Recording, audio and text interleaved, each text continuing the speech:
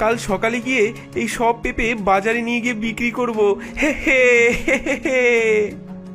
রমেশ রাতে শুতে চলে যায়। সে ভাবছে সকালে উঠে পেঁপে তুলবে, কিন্তু রাত গভীর হয়। হঠাৎ বাগানে ধোঁয়া জমতে থাকে এবং ধোঁয়ার মধ্যে থেকে 4 জন ভূতের আবির্ভাব হয়। এই যে গন্ধ, এমন পেঁপে আগে কখনো দেখিনি রে ভাই। হ্যাঁ রে, খেতে মনে হচ্ছে দারুণ লাগবে।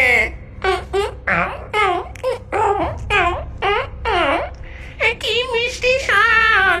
এতদিন পর এমন পেঁপে খেয়ে প্রাণটা জুড়িয়ে গেল। আহা! তাহলে এবার এই বাগানটাই আমাদের, প্রতি রাতে আমরা এখানেই খেতে আসবো। ভূতেরা পেঁপে খেয়ে ধীরে ধীরে উধাও হয়ে গেল। বাগান আবার ফাঁকা। রমেশ সকালে বাগানে গিয়ে দেখল, হায় হায় হায়, সব পেঁপে গেল কোথায়? হ্যাঁ, কেউ কি চুরি করে নিল? হায় হায় হায়। সে হতাশ হয়ে বাড়ি চলে যায়। কিন্তু প্রতিদিনই এমন ঘটনা ঘটতে থাকে। রাতের বেলায় সে দেখে গাছে অনেকগুলো পেঁপে ফুলে আছে, কিন্তু সকাল হলেই সেগুলো উধাও। না, এভাবে চলতে পারে না। গাছগুলো থেকেও কোনো লাভ নেই। এগুলো আজকে আমি সব কেটে ফেলবো। হ্যাঁ।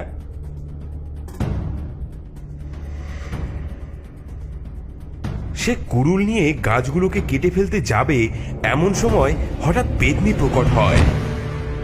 থাম রমেশ, এসব গাছ কাটতে যাবি না। হ্যাঁ, তুমি তুমি কে? আমার গাছের সব পেঁপে তুমি চুরি করেছো না? চুরি? আরে না না বোকা ছেলে, এই পেঁপে তো মানুষের জন্য নয়, এগুলো তো ভূতেদের খাবার।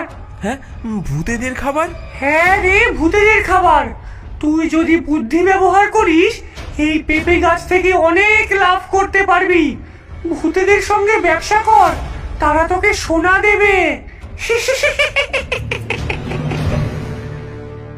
পরের দিন রাতের বেলায় রমেশ পেতনির আদেশ অনুযায়ী ভূতেদের জন্য একটি পেঁপের দোকান খোলে। রমেশ জানতো না আজকের রাত তার জীবনের মোড় ঘুরিয়ে দেবে। হঠাৎ বাগানে আবার ধোঁয়া জমতে শুরু করে। রমেশ টেবিলের পেছনে দাঁড়িয়ে কাঁপতে কাঁপতে চারপাশে তাকায়। কুয়াশার মধ্যে ধীরে ধীরে আবার 4টি ছায়ামূর্তি স্পষ্ট হয়ে ওঠে। এগুলো পেঁপে খেকো ভূত। ভাই রে, গন্ধটা চমৎকার। পেঁপে পেঁপে কোথায়?